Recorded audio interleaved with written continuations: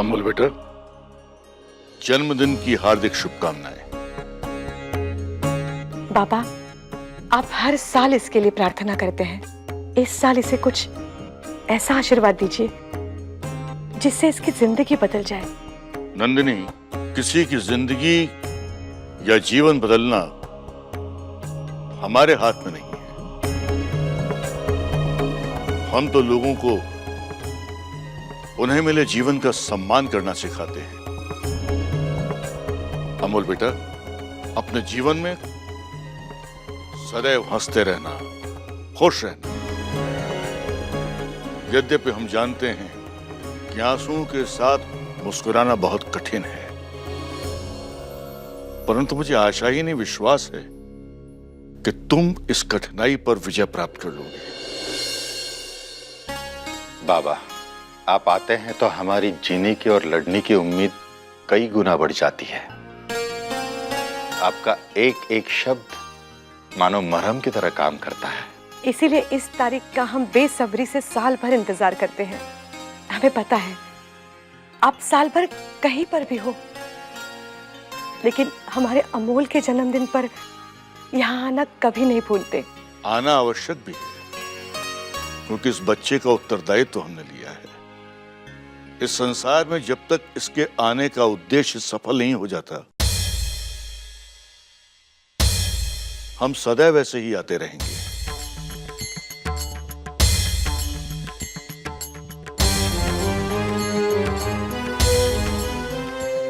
बाबा, मैं कुछ समझी नहीं। समय आने पर सब समझ जाओगी।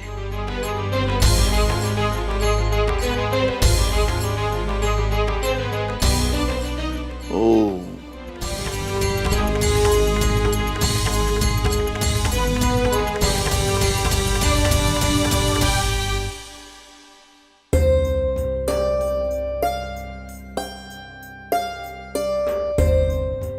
ये हमारी नई बहू दीप्ति, अक्षर की पत्नी। जीती रहो। बाबा, और एक जरूरी बात करनी है आपसे। इस साल हमने आदित्य की शादी करने की सोची है। लड़की भी देखी है। हम जानते हैं। बाबा, आपको क्या लगता है सब कुछ ठीक ठाक हो जाएगा ना? मेरा मतलब है, जो लड़की हमने चुनी है आदित्य के लिए, वो सही रहेगी ना उसके लिए? खुश रहेंगे ना दोनों? जहां तक कि मैं लड़की को जानती हूँ, बहुत ही सुशील और संस्कारी है। इस घर में आएगी तो इस घर को स्वर्ग बना देगी। आपकी तरफ से हाँ हो जाए तो मेरे दिल को तसल्ली मिल जाएगी। हाँ बाबा।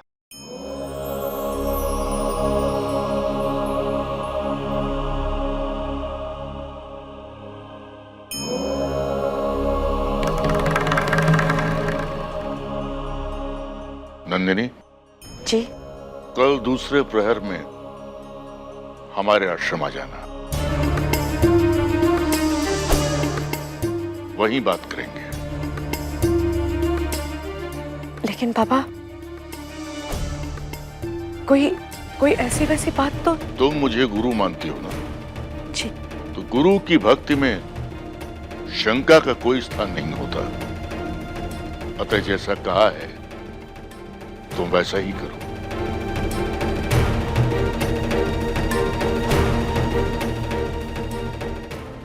जी पापा।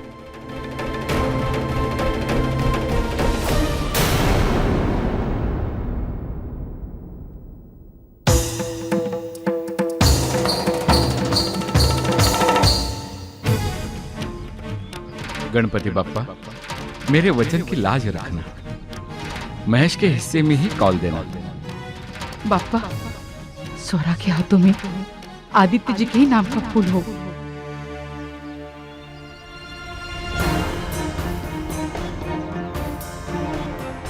आए बाबा। स्वरा, बाबा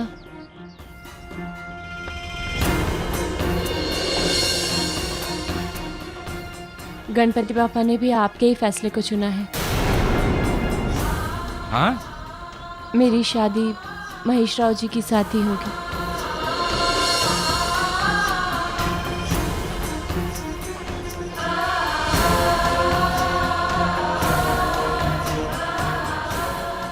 मंजुळा,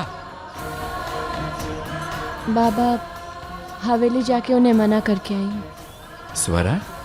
परशुराम, हाँ, तुम्हारे लिए फोन है ऑफिस में। मैं आ रहा हूँ। ये तो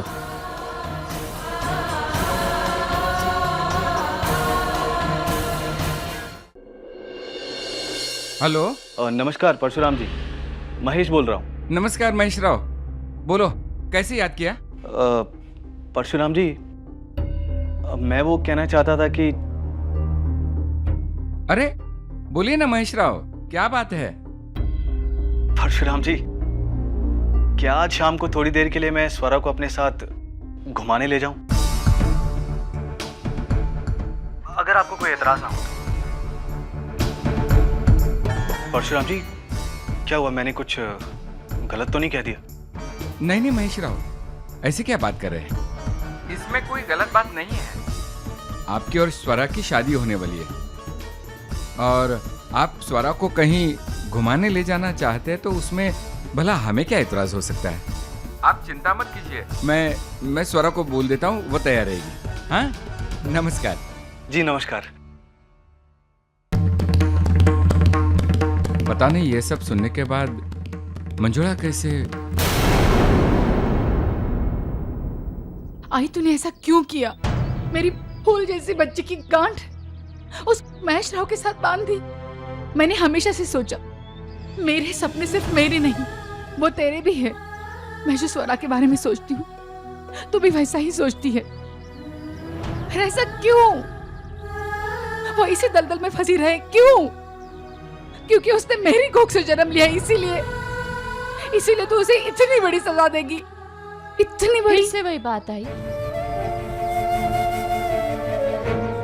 मैंने तुझे समझाया था ना आई। मुझे तुझसे बात नहीं करनी है, मुझे किसी से भी बात नहीं करनी है। मेरा सारी दुनिया से विश्वास उठ गया है। जब मेरी आई ने मेरा विश्वासघात किया, उसी ने मेरी नहीं सुनी तो और किसी से क्या उम्मीद लगा सकती हूँ? आई मेरी बात तो सुन, मैंने तुझे समझाया था ना। आई इतना क्या गजब हो गया जो तू इतना रो रही है? स्वरा, आई तुझे क्या लगता है खुशियाँ सिर्फ महलों में ही मिलती है? सुकून की नींद सिर्फ मखमल के गद्दों पे ही आती है? ऐसा नहीं है आई। अगर दिल में शांति और समाधान हो ना, तो पत्थर का बिछौना भी मखमल का गद्दा लगता है। तूने भी तो एक एक पाई जोड़ जोड़ के ये घर चलाया ना आई, तो फिर स्वरा, तो तेरी और मेरी बराबरी मत कर। क्यों ना करूं? मेरे आई और बाबा दुनिया के सबसे अच्छे पति पत्नी हैं। हाँ, मेरे आई बाबा के पास दौलत जरूर नहीं है, लेकिन हाँ, दिल में सुख और शांति जरूर है। एक दूसरे के लिए इज्जत, मान सम्मान है। और मैं भी एक ऐसी गृहस्थी चलाना चाहती हूँ, पर इसके लिए ये जरूरी नहीं है कि मेरा पति अमीर हो। और आई, जब आई महालक्ष्मी ने मेरी गांठ महेश राव के साथ बांधी है, तो कुछ सोच समझ कर ही बांधी होगी ना। तो तू क्यों इतना चिंता करती? हो सकता है महेश राव ही वो हो जो मुझे वही इज्जत, वही मान सम्मान ला कर दे जिसका सपना तूने मेरे लिए देखा है। इकड़े बगना, देखना है मेरी तरफ। आई, सब कुछ ठीक होगा। तूने अपने स्वरा के लिए जो कुछ भी चाहा है ना, वो सब कुछ तेरे स्वरा को मिलेगा। आई महालक्ष्मी पर विश्वास है ना, वो कभी तेरे श्रद्धा और विश्वास को टूटने नहीं देंगी।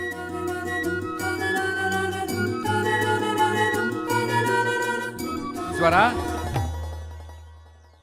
स्वरा, महेश राव जी का फोन आया था। वो आज शाम को यहाँ आने वाले हैं, तुझे घुमाने के लिए ले जाना चाहते हैं।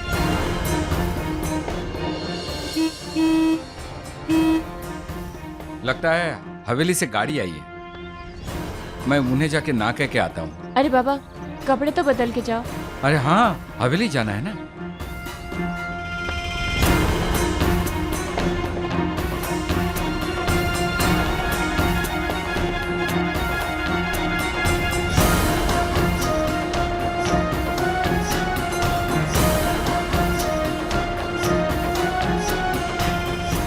सर एसी ठीक है या और बढ़ाऊं?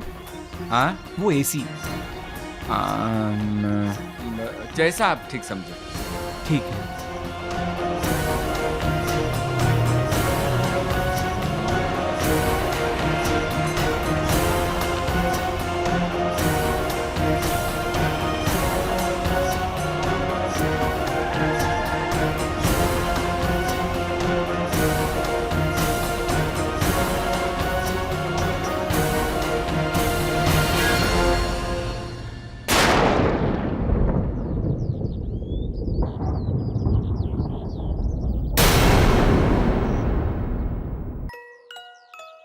आई, देखना मैं क्या लेकर आई हूँ। मेरे बचपन की भातुकली तुझे याद है ना आई? मैंने छोटे छोटे बर्तन से बचपन में घर घर खेलती थी। क्या हुआ आई? तू भूल गई? पर तू कैसे भूल सकती है? तू ही तो मेरे इस छोटे मोटे संसार को सच में सजाया करती थी। मेरे इस छोटे से चूल्हे पर छोटी छोटी सी रोटियां सेका करती थी और मुझसे कहती कि अभी तो मैं सेक रही हूँ, लेकिन जब तू बड़ी हो जाएगी और अपने पति के घर जाएगी तब तुझे ही सेकना पड़ेगा। मेरे ये दोनों हाथ पकड़ के तू मुझे रोटियां बेलना सिखाती थी। तो आई, आज भी मैं तुझसे यही कहती हूँ, ये ले मेरे दोनों हाथ और सिखा दे मुझे गृहस्थी कैसे चलाते हैं। इतना अच्छा लड़का छोड़कर तू। याद है तुझे आई, बचपन में जब हम गुड्डे गुड़ियों की शादियां करवाते थे तो तू ही कहा करती थी कि हर एक गुड़िया के लिए गुड्डा पहले से ही तय होता है। तो आई, हो सकता है ना कि महेश राय वो हो जो मेरे लिए पहले से तय हो। ये सब कह के तू साबित क्या करना चाहती है? कुछ नहीं है, मैं बस तुझे तेरा ही सिखा हुआ याद दिला रही थी। इससे अगर तू अपनी जिद छोड़ दे, आई बात को समझने की कोशिश करना। मिट्टी के चूल्हे पे मिट्टी का ही बर्तन अच्छा लगता है। स्टील का बर्तन दिखने भले ही अच्छा हो, पर चूल्हा अक्सर उसका बोझ नहीं उठा पाता और टूट जाता है। तो फिर तू क्या चाहती है मैं भी?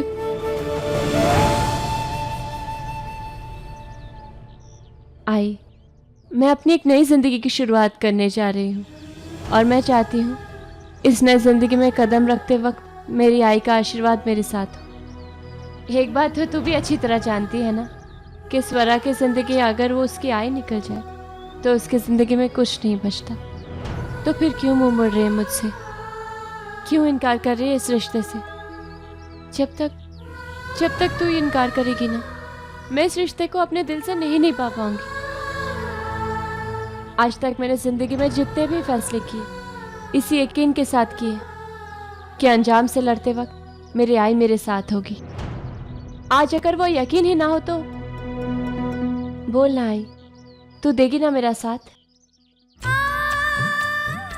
तो फिर चल आई, आज मैं अपने होने वाले पति के साथ पहली बार बाहर जा रही हूँ। तो मुझे तैयार नहीं करेगी?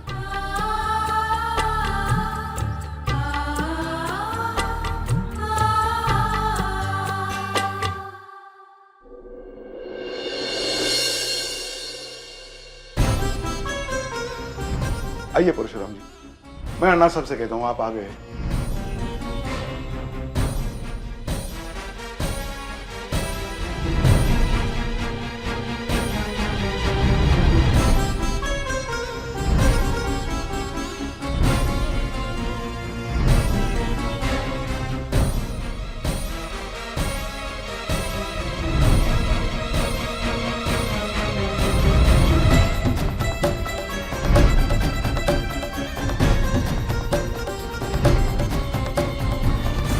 आप बैठ जाइए, मैं आपके लिए चाय नाश्ता भिजवाता हूँ।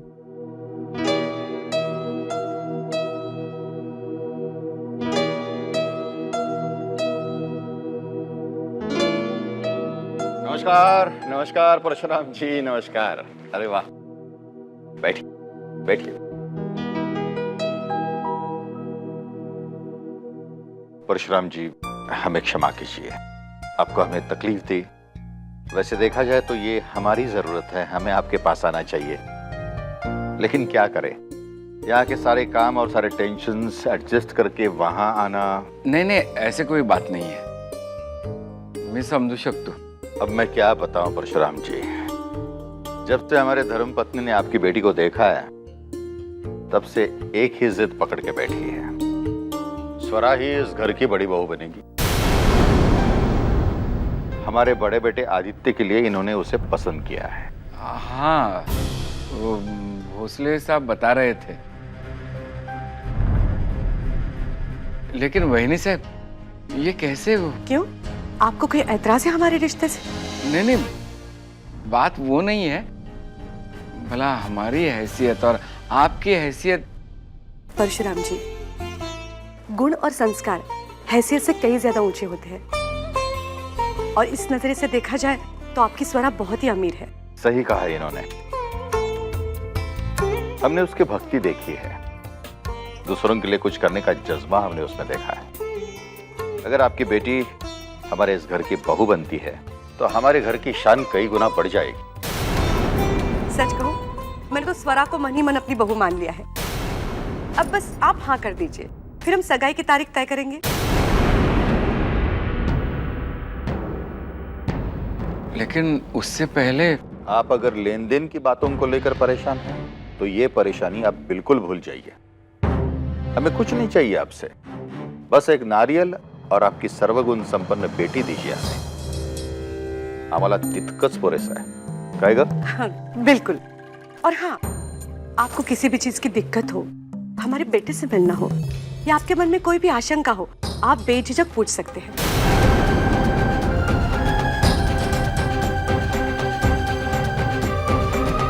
हाँ, मुझे आपसे एक बात कहनी है। हाँ हाँ कहिए ना। वो बात ऐसी है कि बातें शादी तो होती रहेगी काका, आप पहले कुछ लीजिए ना।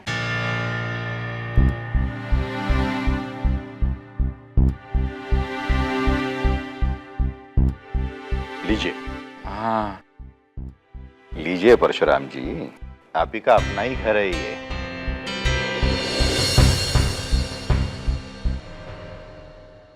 और कहिए, आप कोल्हापुर अक्सर आया करते हैं? नहीं अक्सर नहीं, लेकिन इन दिनों आना जाना होते ही रहता है। यात्राएं बहुत होती है ना, तो उस बहाने आना होता है। नहीं तो कभी मराठवाड़ा, कभी कोंकण, कभी नागपुर, वो हम आज यहाँ कल वहाँ ऐसे घूमते रहते हैं। अच्छा, आप अक्सर दौरे पर रहते हैं क्या? हाँ, बुलावा आया तो जाना ही पड़ता है ना, हमारा काम ही कुछ ऐसा है। अब स्वरा का शो है यहाँ पे तो आना ही पड़ा। हाँ हाँ, हमने देखा था उस दिन उसे कल्चरल हॉल में, लेकिन आप दिखाई नहीं दे उस दिन। नहीं, मैं था वहीं पे। हाँ, वो लाइब्रेरी में था। वो यूनिवर्सिटी के कुलगुरु है ना, वो हमसे बात कर रहे थे, वो तमाशा संस्कृति के बारे में पूछ रहे थे। अच्छा, तभी हमारी मुलाकात नहीं हो पाई। अच्छा, स्वरा की आई क्या करती है? क्या वो भी आपके साथ? नहीं, मैंने पहले मेरे साथ ही काम करती थी वो, लेकिन जब से स्वरा बड़ी हो गई है बस उसी की देखभाल करती है। जब देखो तब स्वरा की शादी के सपने बुनती रहती है। अब उनसे कहिएगा उनके सारे सपने पूरे हो गए। अब आपकी बेटी हमारे घर की बहू बनने वाली है।